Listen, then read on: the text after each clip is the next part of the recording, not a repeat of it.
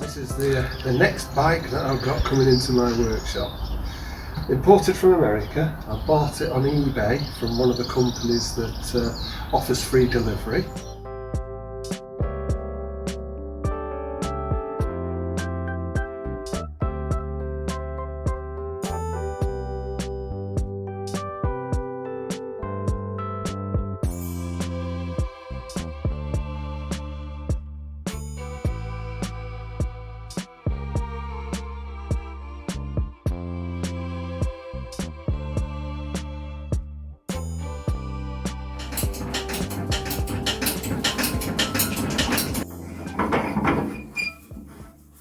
When you're looking around a bike like this that's 50 years old, it's like doing archaeology. KOs came in 3 colours: candy blue green, candy ruby red and candy gold.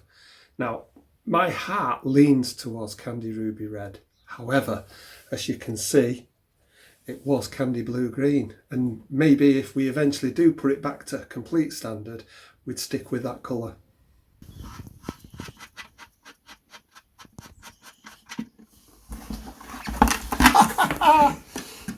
Isn't that typical? Nicely lubricated brake switch now. Not a lot of oil, but equally, I've seen worse come out of cars when you're just doing a normal service after 6,000 to 10,000 miles. So it's not horrific. See if I'm any better at catching any oil here. Now, one of the things with these is they can end up wet sumping. It means all the oil from the tank drains down into the sump here. So I'm expecting that I might find a bit more oil coming out of here. There might be none. It depends, because they may have drained it for export, but we'll see. Here we go, nearly there. Oh, look, that's where all the oil was. The good thing about that is there won't be as much corrosion inside, because I've stripped other bikes down where the inside was more corroded than the outside. The other thing I'm hoping to do today is take the carbs off, because although they're free, the petrol that's been in them for years has evaporated and will probably have filled up every hole in every jet. Okay, let's see. Oh, there we go. Having heated them, they came out really easy. Nothing looking scary there. Wiring, I've seen worse.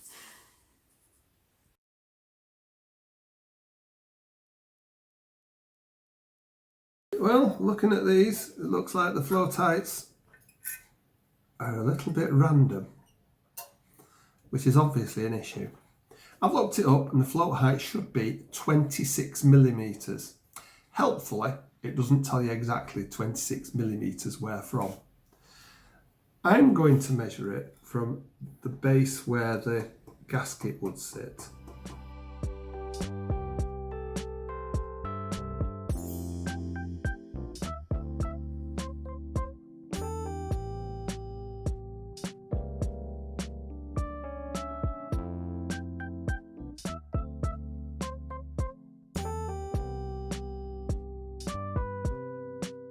Well, that's the carbs back together.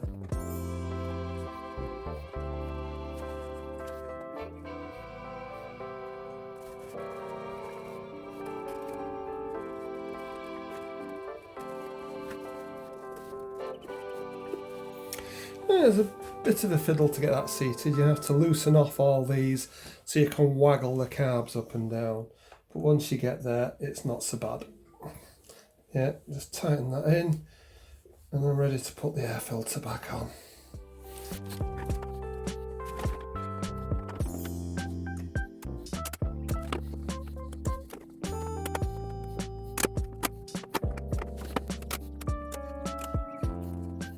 Yeah, top dead centre for 1 and 4. These should be loose now. There we go. Yep. So I can adjust them now. Just undo the lock nut. Now that should be reasonably tight, yeah, because you don't want them coming loose when this is clacking up and down a few thousand times a minute. I'll just undo the lock nut a few turns just so that it gives me a bit of room. Then get the feeler gauge, and I tend to find that it's easier to slide it in from the side. See how that slid in from the side there, so it's now underneath, reasonable distance in. All I need to do is tighten this up till I can feel it's locked. Yeah, and then just slacken it so it'll just drag. So if you see it's locked, it'll just drag. Get the lock nut back down. Get your spanner on it ready for tightening. Now I find when you tighten these, it slackens it off slightly. So let's just make sure. Just unlocked, just on unlocked, I can feel that it's just moving. Just tighten that up a bit. Now use the screwdriver to hold it firm, obviously against the way that you're going to be using the spanner, and just nip it up. Leave that on. Let's just check. Yeah, I can feel a nice drag, so it's got the gap. What you've got to do is to get the points so that this is sat on one of the bulgy bits on the cam, and it's the maximum width that it can be. If the point faces are damaged, you can actually take them off and oil stone them and perhaps clean them up. Usually you'd buy a new set. They need a little bit of a wipe over. The point faces for these look pretty good. The measurement has got to be between 0.3 and 0.4 of a millimetre. So the 0.3 of a mil goes in, okay. Yeah, no problem. Not really dragging, but not really hard. Then the 0.4, well, I can feel it pushing them open when I put the 0.4 in. So I am pretty happy that they are right. I've had a good look and clean of the clutch release mechanism. It's basically 3 balls that get displaced as you pull the clutch lever and press in. Adjustments, because that presses into the middle there. When you pull the lever, it presses it in, which then loosens the grip on the clutch plates. So I'll clean up the gasket faces, perhaps a little bit of sealant on them, put them in, and then torque down the screws. I've got a new clutch cable. I followed the routing from the original. Goes under here in the engine. Through here. That hooks into there. They always seem to make these a little bit too big. You may just have to ease it down. Let's just have a look. Oh no, it's in. Right. So, ready to go with that.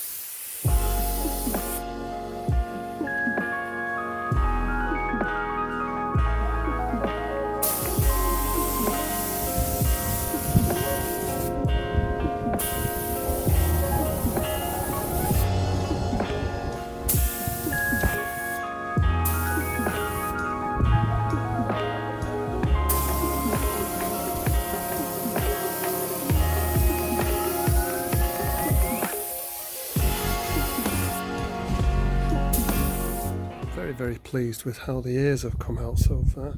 Let's hope when it dries it looks as good. The colour I went for was the colour just matched up to the bits of original paint that I could see, yeah.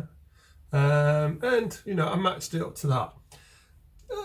In different light, they all look different. You know, it's really interesting. It's maybe a little bit darker. However, if I take it into other light, I'd say it was exactly the same. And it does in daylight. It is, you know, it has blue with the greenish tint. So I'm relatively happy.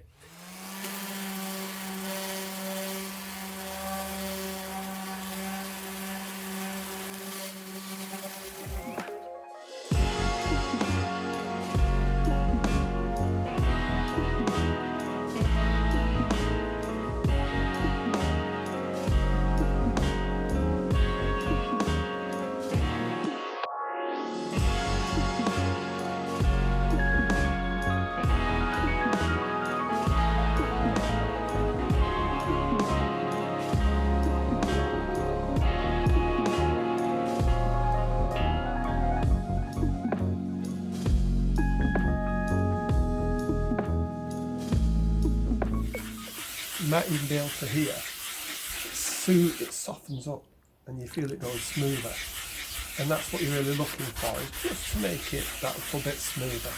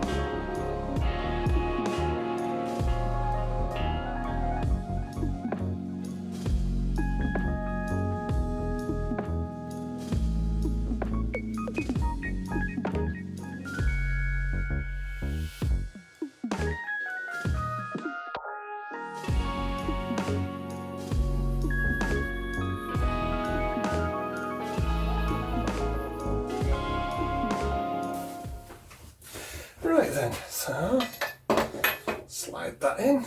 That looks nice. Let's get the bearing. Get the seal on. Forget the cap. Hopefully I'll get that to start easily enough.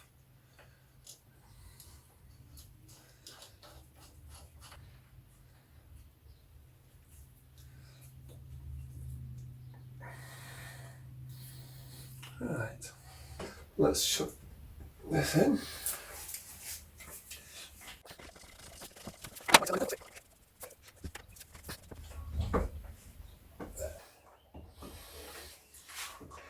Right, so looks like they'll be in the right place. Nothing going to be in the way. Rather than me lift that, let's lower this.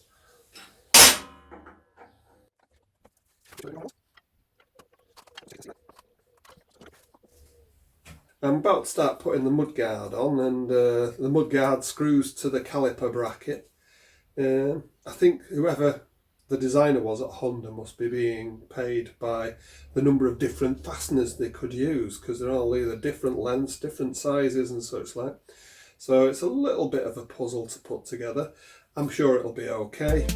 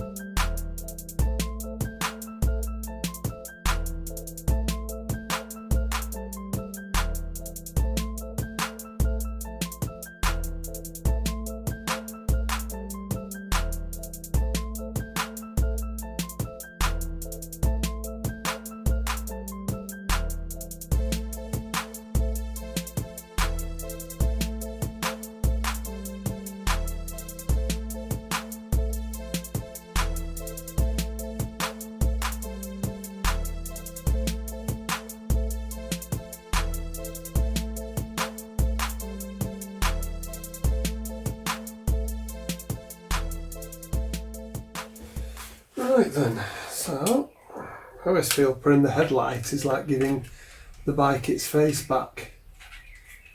I'm very fiddly putting this together, and I've still got to sort the wiring out. Let's see.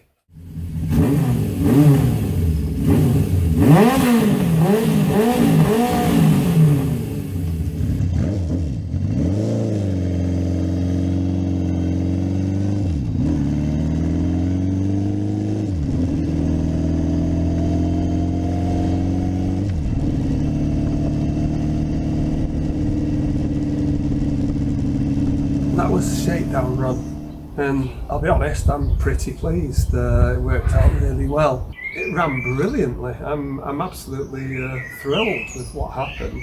Revved through the gears pretty well. For a first ride I did 17 miles. Quite pleased. It's a really nice, relatively modern bike. It certainly, I enjoy riding it. Things that it needs, well, it needs the stripes on the tank and perhaps a bit more paint on the tank. I'll have to think about that. Now I'm going to go on and I'm going to put these stripes on. So let's see how we go on. I'm going to use some vinyl stripes, which I bought off a reputable seller on eBay. They're okay, yeah.